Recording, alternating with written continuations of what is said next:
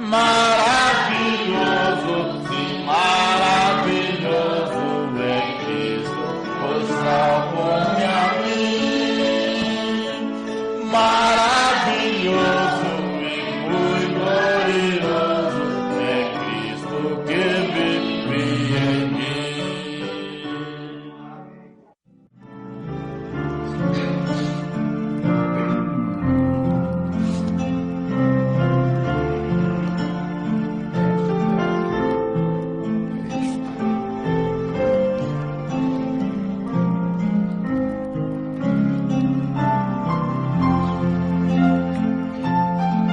Vamos ficar de pé, irmãos?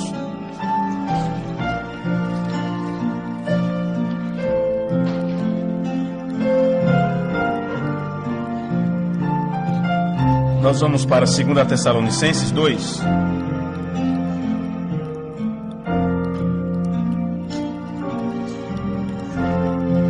Segunda aos Tessalonicenses, capítulo 2. São aquelas pequenas cartas de Paulo que está depois de Colossenses, Filipenses, Colossenses. Então, ele escreveu aos irmãos de Tessalônica. No capítulo 2, de 2 aos Tessalonicenses, versículo... deixe-me ver de onde eu começo aqui. Deixe-me começar pelo versículo 9. Está escrito: a esse cuja vinda é segundo a eficácia de Satanás, com todo poder e sinais e prodígios de mentira, e com todo o engano da injustiça, para os que perecem, porque não receberam o amor da verdade para se salvarem. E por isso Deus lhes enviará a operação do erro, para que creiam a mentira, para que sejam julgados todos os que não creram na verdade, ou não creram a verdade, antes tiveram prazer na iniquidade. Vamos orar? Mais uma vez, Pai, estamos aqui, depois de termos cantado esses louvores, rogamos que o Senhor aceite a nossa petição nesta hora, nosso culto, nosso louvor, nossa adoração. Temos vindo a Ti trazendo nossas vidas, é tudo o que temos porque o Senhor nos deu.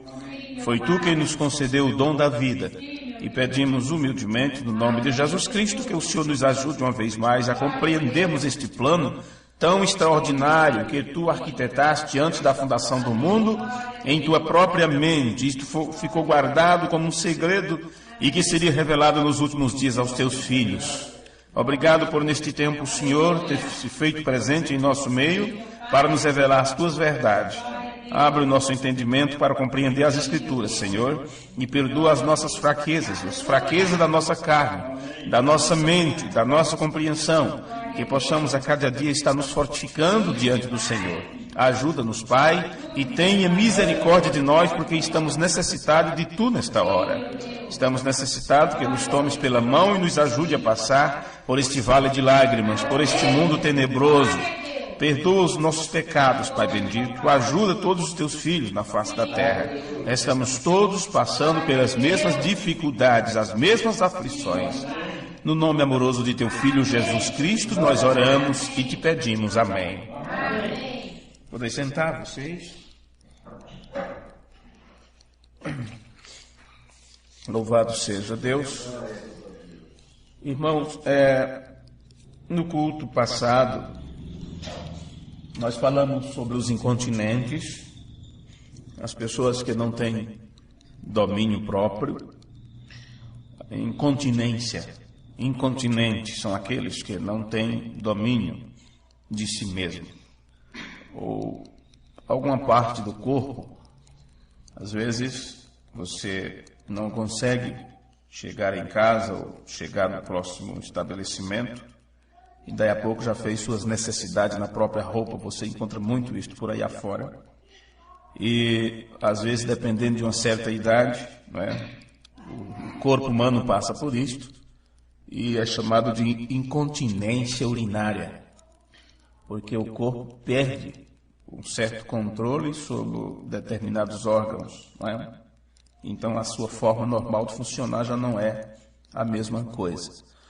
O irmão Brano disse que os corpos estariam apodrecendo nesse tempo final, e se os nossos corpos estariam passando por isso, também o nosso cérebro estaria se deteriorando. Então, se a mente das pessoas estavam perdendo a sua sensibilidade, a sua normalidade, então, claro que eles também perderão, não terão domínio de si mesmos, não terão domínio próprio. Então, são incontinentes. E estamos mostrando um simples exemplo do natural para que você possa entender que do lado espiritual você não pode fazer nada por essas pessoas, nada por eles, porque eles não têm domínio sobre si mesmos.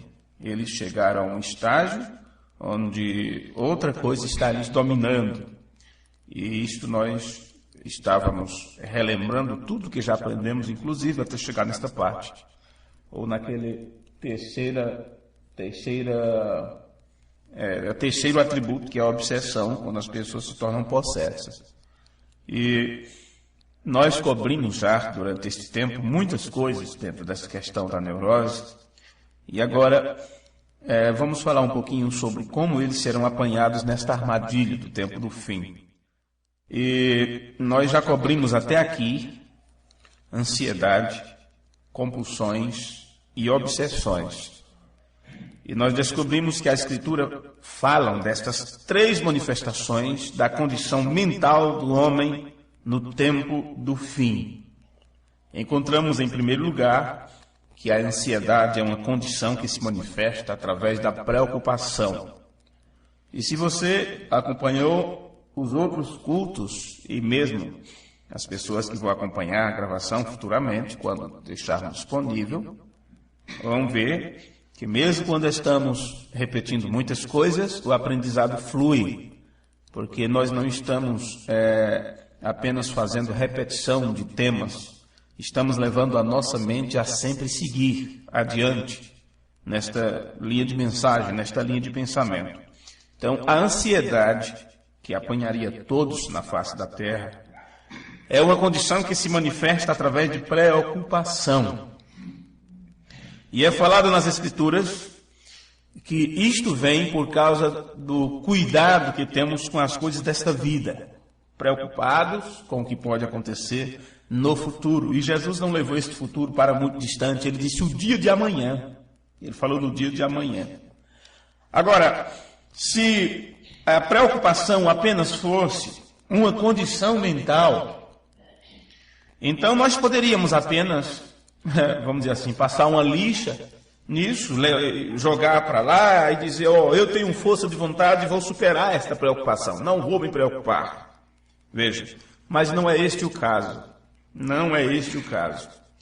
A preocupação, meus amigos, é apenas a manifestação ou um sintoma de um problema maior. Você vai ver que nós não falamos isto até aqui, nesta linha de mensagem, nesta minissérie que estamos falando sobre neurose. A preocupação é apenas uma manifestação ou um sintoma de um problema maior, muito mais. Muito mais. É como a febre. Febre não é a doença. Febre é um sintoma. Febre está mostrando que teu corpo está em alguma parte com alguma infecção. Então a infecção realmente é a doença. A febre é apenas um alerta, um sintoma. É como essa doença se manifesta. A garganta inflamada na criança e você vai logo percebe a febre. E assim vai. Então a preocupação, para que fique assim mais fácil para as pessoas entender, é como a febre. A preocupação não é a doença em si, é o sintoma de um problema maior. Ou seja, é uma falta de entendimento. É uma falta de confiança em Deus. A preocupação mostra que no íntimo está faltando confiar em Deus. Esta é a doença. Veja. E o foco não está, vamos dizer assim, na perspectiva da realidade divina que Deus planejou para nós, da forma que Ele ia cuidar de nós. O foco está mais e se isto, e se aquilo. Então, a preocupação está manifestando que tem um problema maior no entendimento da pessoa, que é falta de confiança naquilo que Deus prometeu. Vê? Por isso que nós não podemos apenas falar ansiedade é isto, compulsão é isto, obsessão é isto, fobia é aquilo. Nós temos que examinar tudo, todos os lados. Agora, em Romanos capítulo 8, versículo 29, vamos ler um pouco as nossas escrituras. Veja bem, o que diz para nós quais são as promessas de Deus para todos nós. E para que você possa entender que o que Jesus nos alertou, a humanidade caiu como um todo, como numa grande armadilha. E Jesus nos alertou para que não caíssemos também nesta armadilha que viria no tempo do fim. Romanos 8, 29 diz, porque os que dantes conheceu. Então Deus nos conheceu antes de qualquer coisa, nos elegeu antes de qualquer coisa.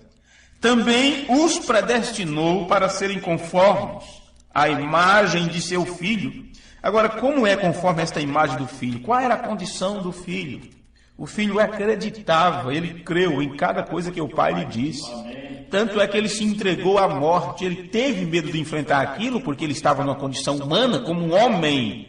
No entanto, você vê, a Bíblia diz que ele confiou naquele que o podia livrar da morte. O Pai disse, eu te ressuscitarei antes que teu corpo veja a corrupção. E ele acreditou nisso.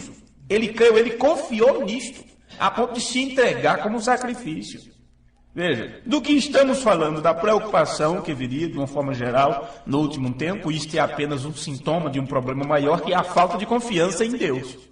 Agora, aqueles que foram chamados por Deus, conhecidos desde antes da fundação do mundo, elegidos nele, era para ser conforme a imagem de seu Filho. Então o Filho confiou totalmente naquilo que o Pai disse, na promessa do seu Pai, a fim de que ele seja o primogênito entre muitos irmãos. E aos que predestinou, a estes também chamou. E aos que chamou, a estes também justificou. E aos que justificou, a estes também glorificou.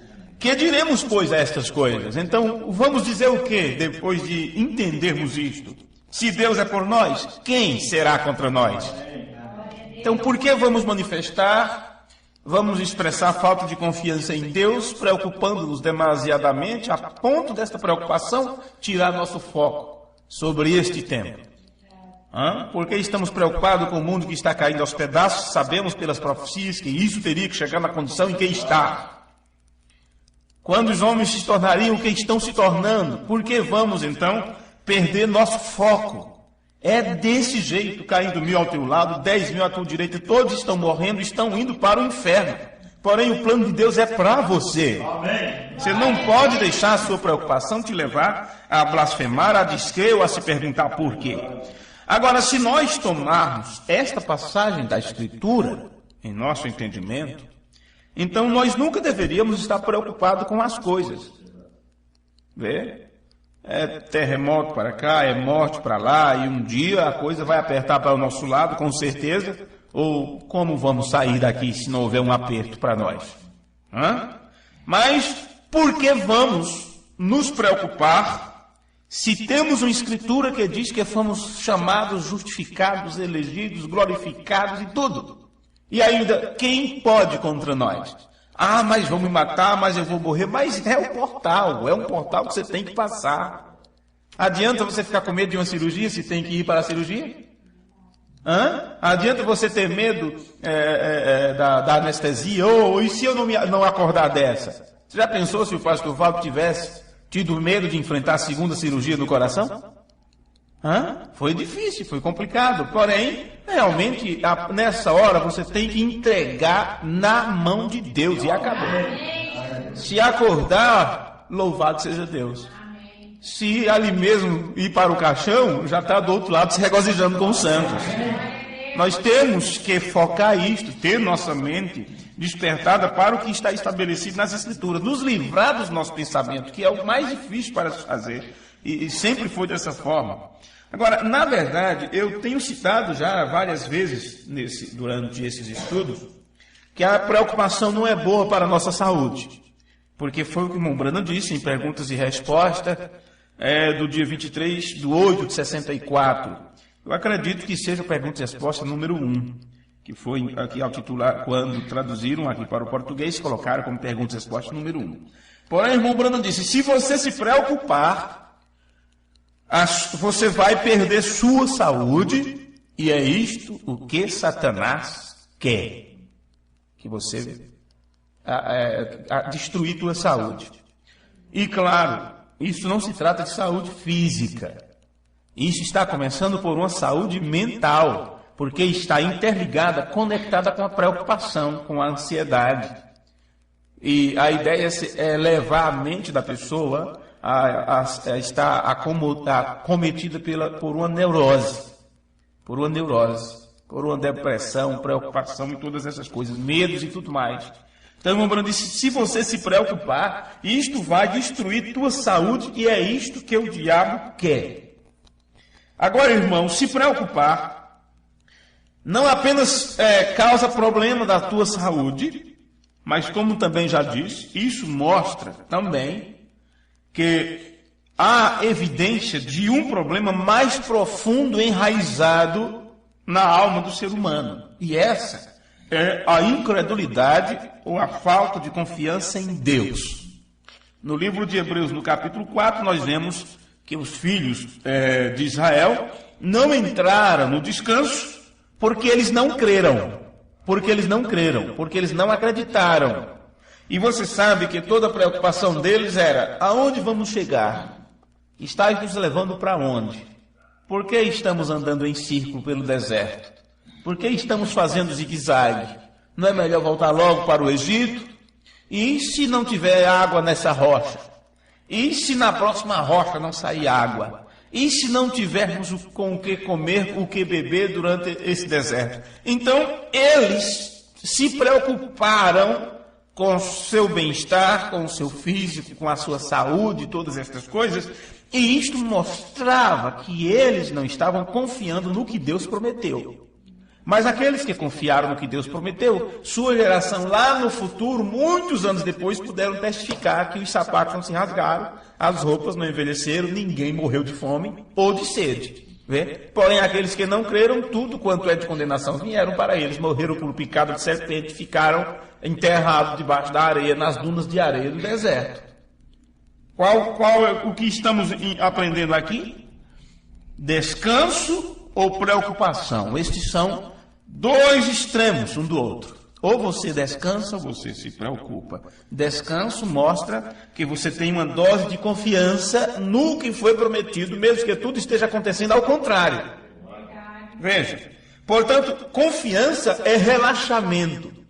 E isto é algo que viria para nós, um entendimento mais profundo sobre a palavra de Deus, que viria conectado com o sétimo selo.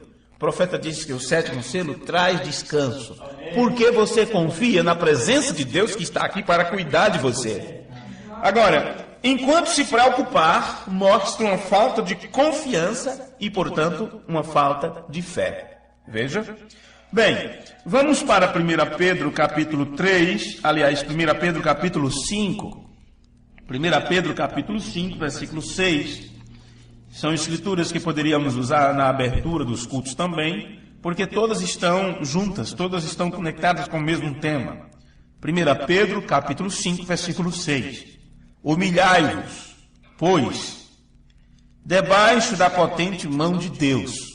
E eu não vejo esse humilhar como uma pessoa que se sinta humilhado, fulano me humilhou. Eu vejo aqui como alguém que se submete à autoridade suprema, que se entrega. Humilhai-vos, pois, debaixo da potente mão de Deus, para que a seu tempo vos exalte, lançando sobre ele toda a vossa ansiedade. Amém. Amém. Toda a vossa ansiedade, porque ele tem cuidado de vós. Amém. Sede sóbrios. Uma pessoa sóbria, ela não está bêbada, não está embriagada, seus sentidos estão trabalhando bem, estão funcionando bem. Sua mente não está neurótica, sua mente não está possuída com obsessões, não está com fobia, não está com nada disso. Seja sóbrio, esteja vigilante, atento, não é? Porque o diabo, vosso adversário, anda em derredor, bramando como leão buscando a quem possa tragar. Já falamos muito sobre essa escritura do paradoxo que há nesta parte. Porque você sabe que o leão, ele não ruge para caçar, ele fica silencioso. Ele não dá aquele estorro não, ele vai na pontinha do pé, não é? Se bem que quem caça é a fêmea, não é? Quem caça é a fêmea. Mas quem já viu reportagem sobre isso, vê como, o cuidado que eles têm, a leveza que eles têm dentro da floresta, né? Na selva africana, como eles trabalham em conjunto, como eles olham para a presa. E quando chega o momento do ataque, eles partem disparada, não sei quantos quilômetros por hora, e eles não rugem, não fazem esse barulho que... Mas o que acontece aqui? O que acontece aqui nesse versículo é o paradoxo que tem nessas palavras. Porque quando o leão ruge, ele já se alimentou, ele já encheu a barriga. Ele já encheu a barriga, já comeu, está de barriga cheia. Então, se o diabo está rugindo ao nosso redor, ele apenas está dizendo, já peguei um. Já submeti mais algum, já enganei mais alguém. Já deturpei a mente de outro, já enganei mais outra Eva, mais outra Evinha. E assim sucessivamente. Então, está dizendo, vigiai. Vigiai. Vê? Versículo 9. Ao qual resisti firmes na fé, sabendo que as mesmas aflições se cumprem entre os vossos irmãos no mundo. Ora, se as mesmas aflições se cumprem nos irmãos no mundo, por que eu tenho que pegar todos os meus problemas, minhas frustrações, medos que eu tenho e jogo nas costas do irmão Vicente? Se eu sei que ele está passando pelo mesmo. A coisa está difícil, você sabe, há tanto problema, e eu estou passando por isso, estou passando por aquilo, e aquela choradeira, por que eu vou fazer isso com os meus irmãos, sendo que eu sei que todos eles estão passando pelas mesmas aflições? Basta olhar para a cara um do outro que sabemos que somos sofredores, não é? Somos reputados como ovelha ao matadouro. Todos nós passamos por pressões nervosas de todos os tipos. Então, aquela choradeira que costumeiramente os irmãos têm para contar e aquela coisa toda, isso já deveríamos ter passado por esta fase e suportar isto, e aguentar isto. Como Jesus fez, como ovelha muda foi levada ao matadouro. Vá, boquinha fechada, porque é a sua vez de pagar o preço, é a sua vez de ser levado ao sacrifício. Não é? Veja, ok. Sabendo que as mesmas aflições se cumprem entre os vossos irmãos no mundo. E o Deus de toda graça, é só nele que temos que confiar. Só temos que contar para ele, só temos que reclamar para ele, ou agradecer a ele, ou seja o que for. E o Deus de toda graça, que em Cristo Jesus vos chamou à sua eterna glória, depois de haver padecido pouco, esse pouco pode ser até pendurado de cabeça para baixo com algema de ferro, ser crucificado assim, viu?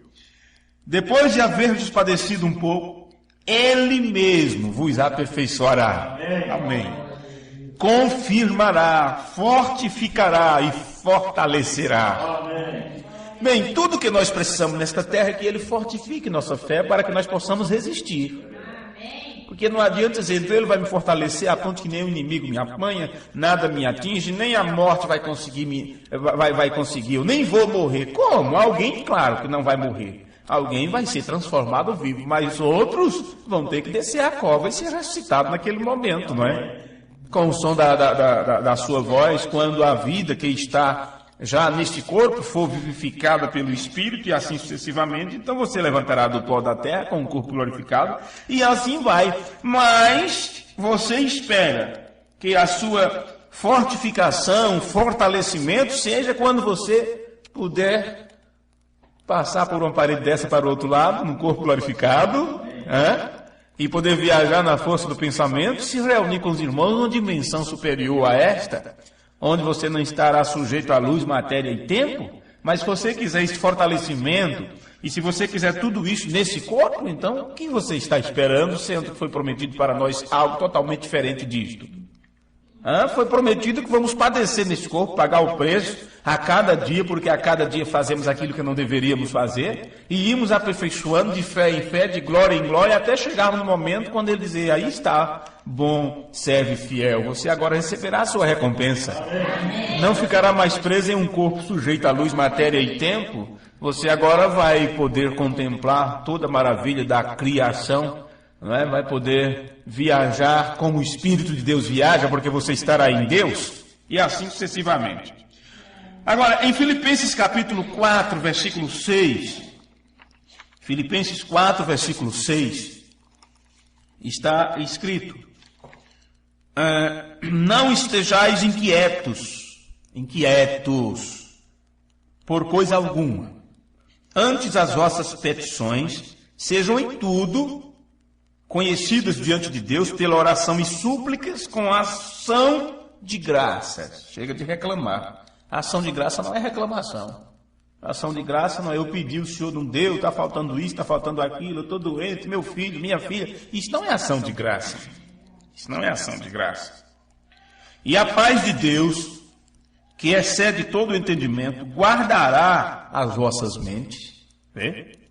Porque a mente das pessoas estão apodrecendo, mas aqui diz que a sua será guardada. Amém. E isto advém por uma paz que só pode vir de Deus, que é a paz. E a paz de Deus, que excede todo o entendimento, guardará os vossos corações e os vossos sentimentos em Cristo Jesus. Mas, irmão, não somente isto. Como nós já vimos em nosso estudo, porque aqui está dizendo para você estar tranquilo, não esteja inquieto e que você seja possuidor desta paz. Mas nós já vimos em nosso estudo que ansiedade ou preocupação traz maiores complicações para você. Nós vemos, de acordo com o Webster, já levaram todos os compêndios que eu imprimi sobre o Webster, né? Já levaram todos, não tem mais nenhum. Farei mais para os irmãos que não pegaram. De acordo com o Webster, a próxima manifestação de neurose, que é a compulsão, que nós falamos sobre ela, que é um distúrbio que resulta, como resultado da pressão, ou a pressão dos colegas, a pressão política, as pressões religiosas, ou pressões internas. E o resultado destas pressões é que você começa a agir de forma irracional. Então você veja que já se passou mais de uma semana que nós falamos sobre compulsão, porém estou voltando a falar sobre como ela surge. Então você veja, pressão. O irmão Brano falou sobre estresse e tensões nervosas. Estresse, tensões nervosas. Então, pressão de colegas, pressão política, pressão religiosa, pressão internas. E o resultado dessas pressões é que você começa a agir de forma irracional. Então, depois de um tempo, essas ações, o teu agir, tuas atitudes motivada pelas pressões, tornam-se hábitos irracionais ou tradições para você. E uma tradição é algo que você faz, age, se torna como lei. Tanto é que a tradição dos anciãos, eles levavam tão a sério naquele tempo de Jesus, que eles invalidavam o mandamento de Deus, mas não quebravam a sua tradição. Então, estas coisas se tornam hábitos irracionais ou se torna algo tradicional para você. Agora, para aqueles que estão a pressionar-lhes, ou de onde vêm as pressões para você, estas ações não podem ser irracionais. Aquelas pessoas pensam por si que estão agindo por conta própria, por si mesmas, tendo seus próprios pensamentos. Elas não sabem que são possessas. Mas elas quando trazem isto para você, com o passar do tempo, depois de um tempo, quando você se acostuma com estas coisas que é imposto a você pelos demais, isto se torna para você como ordem, porque você começa a acreditar naquilo e ao longo do tempo você se rende àquilo também e começa a andar de acordo com o que foi estabelecido em tua mente. Bem, nós já passamos pela leitura de Lucas capítulo 21. Mas ainda lembrando do que eu acabei de vos dizer, para não deixar uma brecha sem compreensão, quando aquelas pessoas impõem algo a você, as outras pessoas impõem, sejam colegas, seja no trabalho, seja pressão da política, seja pressão religiosa, ou seja o que for, aquelas pessoas já estão possuídas por estes pensamentos. E lembre-se que o Ebbs diz que são ideias e pensamentos que se tornam fixos em tua mente. Então elas passam a acreditar naquilo. E uma vez que aquilo passa para você, como pegar o hábito do outro ou pegar o espírito do outro, você vai começar a acreditar que aquilo é assim mesmo e que tem que ser desta forma. Então, por aí, você já pode entender o quanto que as pessoas estão com suas mentes deturpadas quanto à mentira sobre as Escrituras e sobre a mensagem, pelas interpretações que receberam, e nada que se faça, todo esforço que se faz, não é suficiente para remover a tradição religiosa que foi imposta em suas mentes durante 30, 40 anos de estudo, de meditação, de cultos que ouviram. E aquilo que o diabo infiltrou como mentira se torna uma grande verdade para elas. E como elas acreditam que aquilo é a verdade, quando o esclarecimento da verdade vem, essas pessoas crucificam e rejeitam. Porque foi assim que aconteceu lá no passado e se repete aqui também. Ok, nós já passamos pela leitura de Lucas 21, e para aqueles que não recordam o que é, veja, apenas para prosseguirmos, eu quero só dar uma relampejada, vamos dizer assim, em Lucas 21, para que você entenda do que eu estou falando. Senão eu apenas cito e você diz, mas eu não sei o que está lá, eu não lembro. Claro, eu mesmo não lembro das palavras exatas, mas eu sei do que está sendo tratado ali. Mas quando damos uma olhada rapidamente, Lucas 21, versículo 31. Assim também vós, quando virdes acontecer estas coisas, sabei que o reino de Deus está perto. Em verdade vos digo que não passará esta geração até que tudo aconteça. Passará os céus e a terra, mas as minhas palavras não hão de passar. E olhai por vós para que não aconteça. Não é? Esse para não está na Escritura, vocês estão vendo, não é? Eu apenas estou dizendo porque este é o pensamento aqui, para você entender. Olhai por vós mesmos. Não aconteça que os vossos corações... O que é coração? Mente. Se estamos estudando sobre neurose, estamos tratando de quê? Da psique humana. Olhai por vós mesmos. Não aconteça que as vossas mentes se carreguem de glutonaria, de embriaguez, dos cuidados da vida, e venha sobre vós de improviso aquele dia. Improviso é de repente, como armadilha, de surpresa. Porque virá como um laço, que é armadilha, sobre os que habitam na face de toda a terra. Vigiai, pois, em todo o tempo, orando para que sejais ávidos por dignos de evitar todas estas coisas que hão de acontecer e de estar em pé diante do Filho do Homem. Então só ficará em pé diante do Filho do Homem a manifestação do Deus vivo, a manifestação da palavra revelada. Só ficarão de pé, quer dizer, firme na rocha, aqueles que forem dignos de evitar este laço mental que viria para toda a terra e os apanharia como um laço. Veja, agora como você vai evitar isso se não souber a cura? E se não souber que o problema existe e como ele vem a você? Então, nesta escritura, nos diz que os cuidados desta vida, ou a ansiedade, é realmente como uma armadilha ou uma cilada para todos os que vivem na face da terra. E você sabe por quê? Porque assim como uma armadilha, a armadilha não termina apenas aí, ou nela mesma, ou em si própria, ela tem um propósito. Se o nosso foco é sobre as coisas deste mundo, então nós seremos arrebatados por estas ansiedades, como está o mundo, por esta doença mental que está o mundo, e são uma armadilha para eles e pode ser para nós também, se nós colocarmos o nosso foco nos cuidados desta vida. Você nunca lembra, já esqueceu da sua infância, quando você era pequeno, quando você era garoto, e o que você fazia para apanhar algum passarinho, o tipo de armadilha que você fazia? Para apanhar um coelho, armadilha para apanhar o lambu. Vocês conhecem o lambu? Hã? Eu não sei o nome científico se é lambu. Ele não tem a cauda, não voa muito alto, ele só pula de um canto e cai lá na frente uns 15 metros, né? A irmã Marina agora sabe, lembra disso? Sabe? Não sabe, mas você sabe, né? Não, a codorna é diferente. A codorna você cria em casa. O lambu... Aqui tem, né? Inhambu. Nhambu. Nambu. Então talvez esse seja o nome, Nhambu. A gente, no meu linguajar nordestino, era lambu. Fazia arapuca para apanhar os bichinhos, e outros chamavam de serva. O que era serva? Chegava no meio do mato, limpava uma parte, fazia um amparo para que ele não visse o caçador, e ali colocava milho, e colocava por 3, 4 dias o milho ali.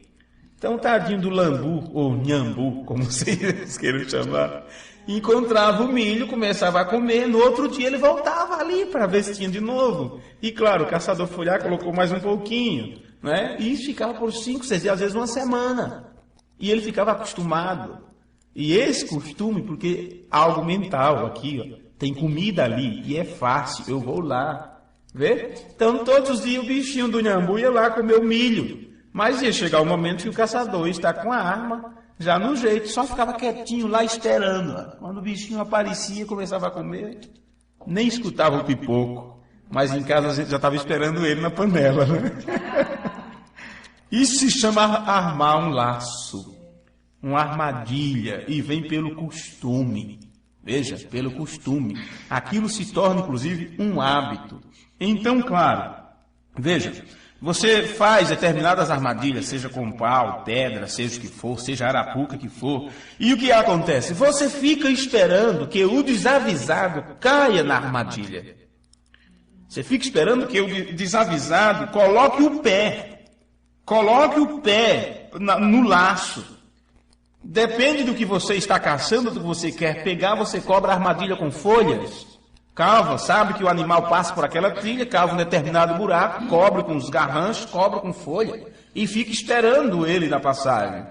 Porém, o animal tem que estar desavisado, seja o animal, seja o bandido, seja o ladrão, seja o que for. E se ele está desavisado, claro, ele vem ali pela floresta e você simplesmente espera que ele caia na armadilha para que você o apanhe. Agora, você sabe, quando você arma um laço, uma arapuca ou uma armadilha, você sabia, quando estava armando, que se eles não estavam prestando atenção, eles seriam apanhados. Se alguém está armando uma armadilha e alguém vê, olha lá, aquilo é uma armadilha. Ou você já passa longe daquilo ali. Vê? Porém, se você não está prestando atenção, você cai naquilo.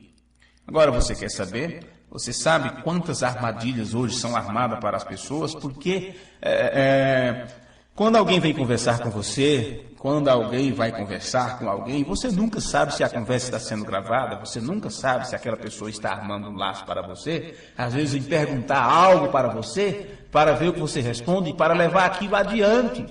Aquela pessoa já foi comprado, ou já foi mandado por alguém para te fazer determinadas perguntas, para ver o que você diz sobre fulano, o que você fala sobre ciclano, para te apanhar no laço, para te apanhar na armadilha. Veja, e você por confiar, por desaviso, você cai. Pois bem, isto é exatamente o que foi definido para a humanidade nesta hora. Laço, armadilha. A armadilha foi criada para aqueles cujo foco não estão em Cristo e em suas promessas para este tempo do fim. Armadilha para estes. Aqueles que estão caminhando preguiçosamente nesta vida, sem prestar atenção às condições do momento, estes são apanhados por este laço. Jesus nos disse, se o homem da casa soubesse que hora viria o ladrão, ele ficaria prevenido. Ele ficaria de sobreaviso, ele prepararia sua casa e ela não sofreria o arrombamento. Mas ele está desavisado.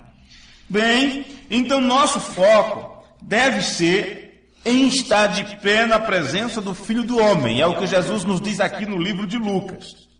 Então nós não devemos estar preocupados com os cuidados desta vida, porque é disso que estamos tratando aqui, com esse cuidado, preocupação, estresse, ansiedade e medo irracional de um perigo real ou aparente, é que te leva a perder tua mente, porque é o que está acontecendo com o mundo todo, tirando o foco das pessoas daquilo que é promessa de Deus para esta hora. Foi dito que o bicho ia pegar no tempo do fim, e não adianta queremos fugir disso. Como diz aí fora, o jacaré vai abraçar, não é? Foi dito que ia acontecer essas coisas que estão acontecendo. E é nesse tempo que não podemos perder o foco, porque está chegando o momento de Deus agir. Está chegando o momento do agir de Deus, dele nos tirar desta terra. Amém. Então o resto, esqueça o resto. Esqueça o resto. Nosso foco deve estar em ficar em pé na presença do Filho do Homem, foi o que Jesus nos disse. Não devemos estar preocupados com os cuidados desta vida, porque eles são considerados uma armadilha para as coisas reais que Deus reservou para nós.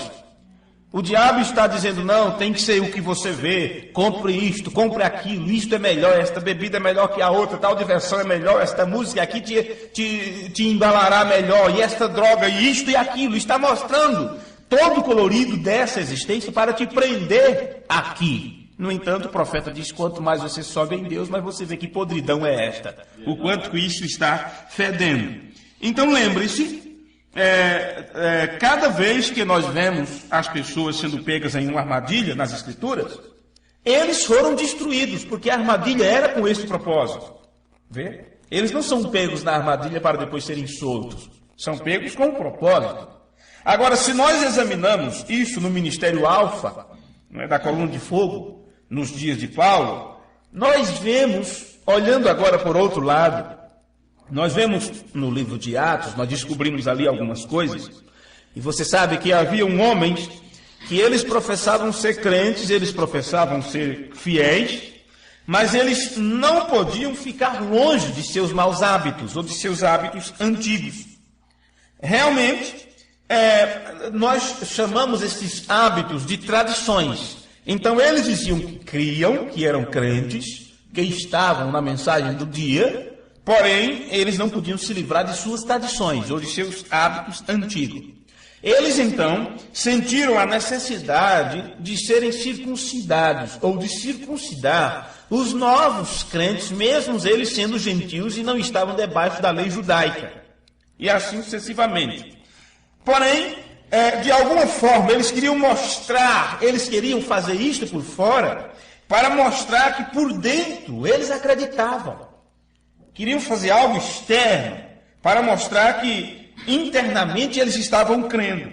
No entanto, Paulo chamou eles de falsos irmãos, porque aquilo se tornou uma religião de aparência, apenas mostrar no exterior. Paulo chamou de falsos irmãos. Por quê? Eles estavam ensinando uma mentira como verdade. E outros estavam entrando naquilo, por causa das boas intenções que eles apresentavam. E outra coisa, eles estavam começando a pressionar as pessoas e retinham consigo a verdade para suprimir a verdade, ou controlar a verdade. Controlar a verdade. E foi usada a mentira para conter a verdade das pessoas. Foi usada uma mentira para segurar. E se isso aconteceu lá no Ministério Alfa, está acontecendo cá também no Ministério Ômega. Estão suprimindo a verdade com uma mentira para as pessoas. Estão entregando uma mentira como sendo grande revelação para o povo. Vê? No entanto, mesmo lendo, mesmo conhecendo, porém a tradição deles se tornaram hábitos, e como hábitos, eles são dominados por esses hábitos, por essas tradições, e pensam que receberam a revelação quando foram enganados. Agora, em Romanos capítulo 1, versículo 18, diz que do céu se manifesta a ira de Deus sobre toda a impiedade e injustiça dos homens que detêm a verdade em injustiça. Então, como eu disse, no passado, eles usavam as mentiras deles, as tradições deles, para suprimir a verdade. E com isto, eles retinham a justiça usando a injustiça. Agora, isto repete-se neste tempo também. Não precisamos entrar em detalhes, uma vez que durante todos esses anos estamos ensinando como isso está acontecendo no meio dos crentes, no meio dos fiéis. O mensageiro de Deus para o tempo do fim, o reverendo William Marion Branham, ele disse no sermão: não se apoie em seu entendimento, ou não te estribes, em seu próprio entendimento. Ele disse: você sabe, a Bíblia diz que você pode acreditar em uma mentira. Você sabe o que é acreditar? Crer. É crente numa mentira. Crente, se tornar crente de uma mentira. A Bíblia diz que você pode acreditar em uma mentira e ser condenado por isto, vê? Essa é exatamente a verdade. Eles formam, não importa o que a palavra de Deus diz, eles se estribam em seu próprio entendimento. Por quê? Porque eles creem numa mentira. E esta mentira foi imposta como verdade. Foi imposta como verdade. Veja. Branham diz: eles se apoiam sobre ela, pois eles acreditam. Eles acreditam realmente naquilo. Eles acham que é a verdade. Eles acham que aquilo é a verdade. Você pode continuar a acreditar numa mentira mais e mais e mais, até que ela se torne uma verdade para você. Você sabe que ultimamente eu tenho recebido algumas indagações a respeito daquele vídeo que nós gravamos há alguns anos atrás sobre Jesus em Jesus. E tem um irmão, talvez um bom estudante da mensagem, ele ouviu a primeira parte na internet e ele escreveu embaixo críticas, dizendo que nem parece que estou pregando a mensagem, eu teria que ir pregar nas Assembleias de Deus, e aquela coisa toda, porque aquilo não era mensagem, e alertando os irmãos que lessem com cuidado a mensagem: Cristo é o mistério de Deus revelado. Bem, eu vi aquilo meses depois, ou semanas depois, não lembro, e eu respondi para ele, perguntando como ele poderia afirmar que o que eu citei estava errado, sendo que ele estava citando sermões do profeta de Deus. E se era sermão do profeta, então o sermão Cristo é o mistério de Deus revelado não poderia ir de encontro aos outros sermões. Não temos aqui um sermão contra o outro. Você não pode dizer que isso está errado e apontar os irmãos para ler o sermão do Cristo é o mistério de Deus revelado, porque este sermão não vai contrariar as citações que eu disse. Então, este camarada escreveu posteriormente, dizendo que eu estava, então, invalidando o sermão Cristo é o mistério de Deus revelado.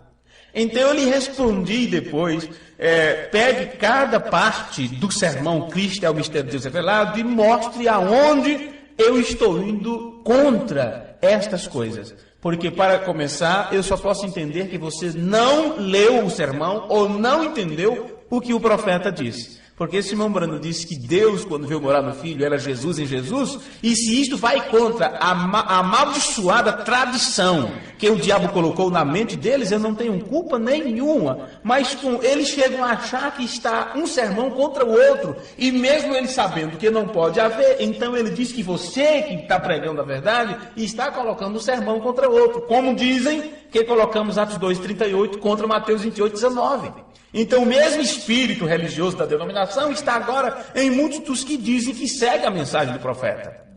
Eu não sei se vocês entenderam o meu argumento, mas é mais ou menos isto.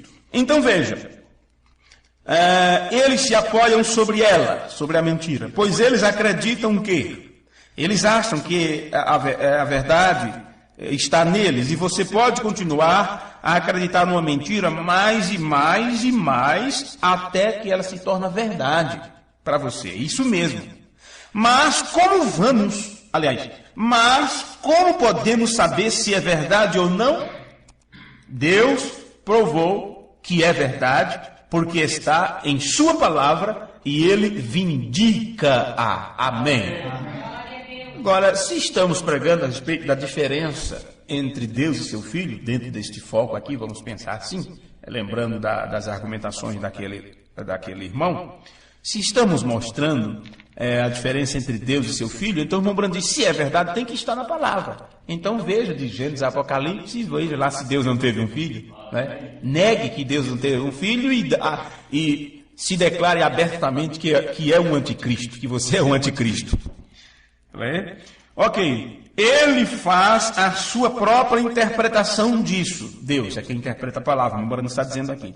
Como eles fazem chegar a isto, ou como eles chegam a este ponto?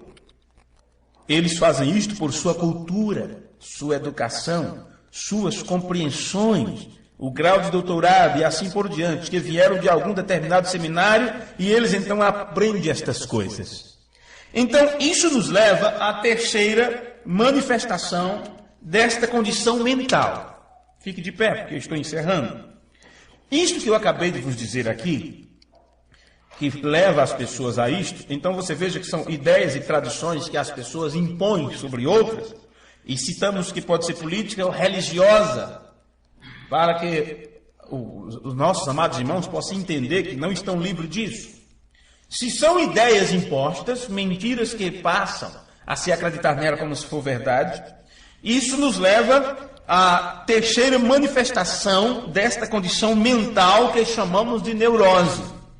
Então voltamos a falar de novo sobre isso aqui, que é a obsessão, e que o Webb se define como o ato de um espírito do mal em possuir ou impor decisão a uma pessoa, tendo como uma ideia persistente. Mesmo que você mostre na Escritura, mas aquela ideia persiste. Ou é desejo ou emoção que não se pode se livrar. Não pode se livrar dele. Então, não há remédio para aqueles que perderam suas mentes. Não, senhores. Tudo que você fizer, nada mais pode ser feito porque eles estão possessos. Eles foram possuídos por ideias, tradições, costumes, interpretações, e então ele se apoia, como disse o Brando, ele se estriba neste entendimento, que não é natural do ser humano, não é natural porque eles tiveram sua mente deturpada, tiveram uma lavagem cerebral.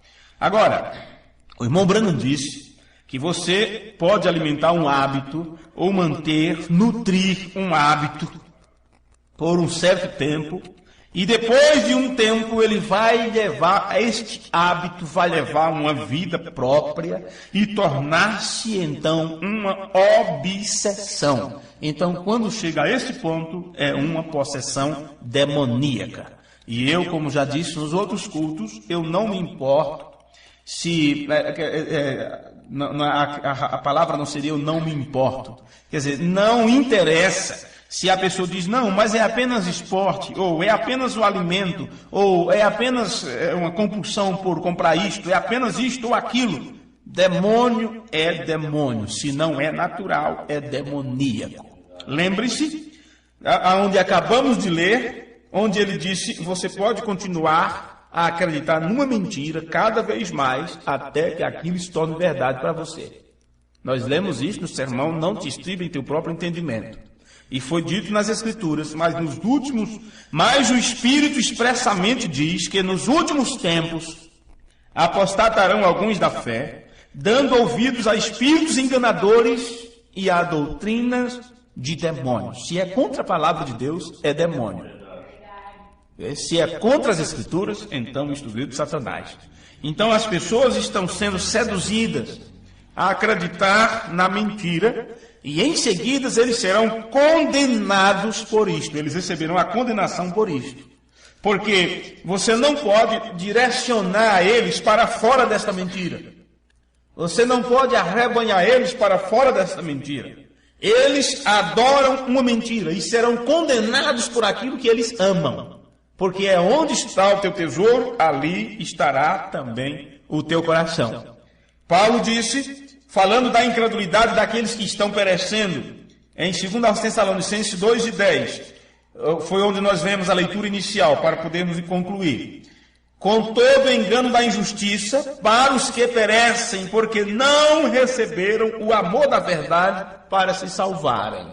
E então, por isto, Deus lhes enviará a operação do erro, quer dizer, Deus permite a operação do erro, para que creiam na mentira, para que sejam julgados todos os que não creram na verdade, antes tiveram prazer na iniquidade. Então, aí está. Em 2 Timóteo 3,7 diz, estas pessoas aprendem, mas nunca chegam ao conhecimento da verdade. Eles não podem vir para a compreensão do que é correto, porque eles não vão desistir do seu próprio pensamento. Porque eles estão possuídos, obsessão, pensamentos compulsivos, obsessivos. E eles pensam que é a verdade, o que pensam, o que creem, o que defendem. Porque está escrito em Provérbios 14, versículo 12, que há caminhos que para o homem parecem muito bom, mas o final deles é a morte. Que Deus nos ajude a cada dia crescer em graça e em conhecimento diante dele. Irmão Vicente, ore.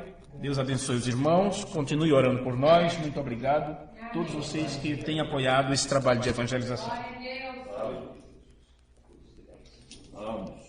Você crê assim? Amém? Graças a Deus. Vamos orar então, agradecendo a Ele. Senhor Jesus, resta-nos te dar graça pelo que o Senhor tem nos falado nesta noite, ó Pai. É isso que nós precisamos ouvir. Por isso o profeta diz que o Senhor não nos dá o que nós queremos, mas o que nós precisamos. É disso que nós precisamos.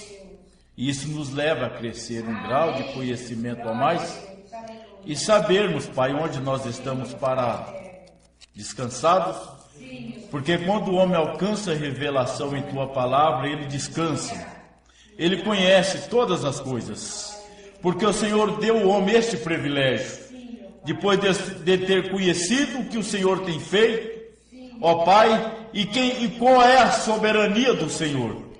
E assim o homem descansa nisso. Amém. Muito obrigado pelo que ouvimos. E assim nós oramos em favor desses ministros, ó Pai, o qual estão pregando essas verdades. E que aqueles que ainda não tenham visto, ó Pai, que o Senhor possa abrir as suas mentes, seus entendimentos, para conhecer, ó Deus, o trabalho que o Senhor está realizando nesses dias finais a qual nós estamos vivendo. Ajuda os nossos irmãos distantes, aqueles que têm acompanhado conosco essas palestras, e que assim possa ser cada um sucedido ao ouvir a Tua palavra. Somos beneficiados ao ouvir a Tua palavra. Muito obrigado, Pai. Resta-nos agradecer ao Senhor por isso. Leva-nos de volta aos nossos lares, protegido e guardado debaixo das Tuas potentes mãos de misericórdia. No nome de Jesus Cristo, Teu Filho, nós Te agradecemos para a Tua glória. Amém, Senhor. Amém. Deus abençoe, irmãos. Abençoe o outro. E até sexta-feira, se Deus quiser.